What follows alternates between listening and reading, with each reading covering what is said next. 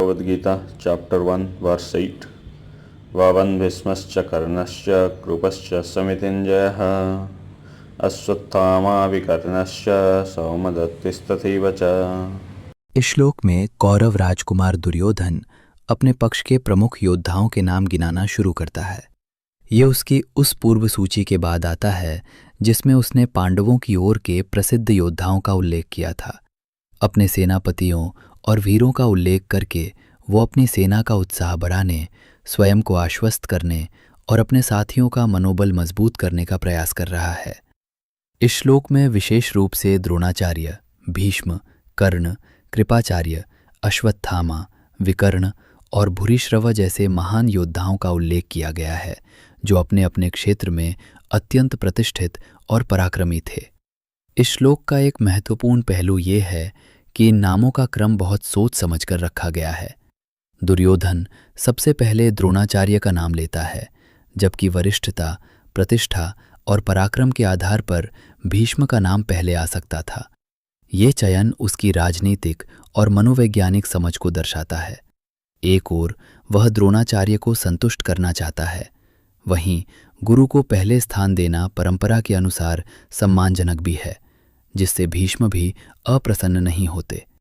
इस प्रकार की सूक्ष्म समझ शक्तिशाली और स्वाभिमानी योद्धाओं के समूह में अत्यंत आवश्यक थी। कर्ण का इस सूची में होना एक प्रकार की विडंबना है।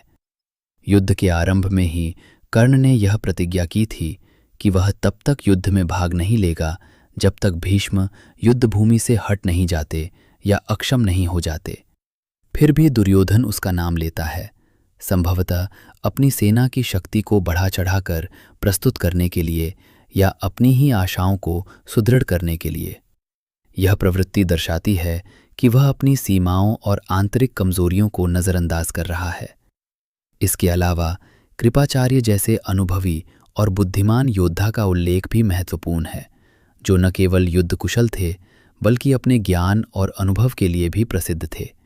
अश्वत्थामा, द्रोण के पुत्र, और विकर्ण, दुर्योधन के भाई का नाम लेना परिवार और निष्ठा के एकजुट प्रदर्शन का संकेत है।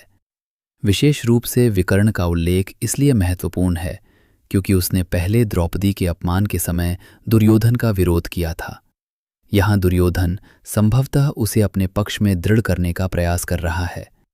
इन नामों को उच्चारित करके दुर्योधन न केवल अपनी सेना का उत्साह बढ़ा रहा है बल्कि द्रोणाचार्य को भी एक संकेत दे रहा है कि यदि वे किसी कारणवश पूरी निष्ठा से युद्ध नहीं करते तो अन्य वीर योद्धा उसकी सहायता के लिए तैयार हैं।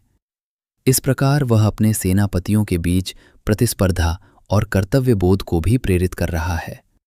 गहराई से देखने पर यह स्पष्ट होता है कि दुर्योधन की यह सूची उसकी आंतरिक असुरक्षा को भी दर्शाती है।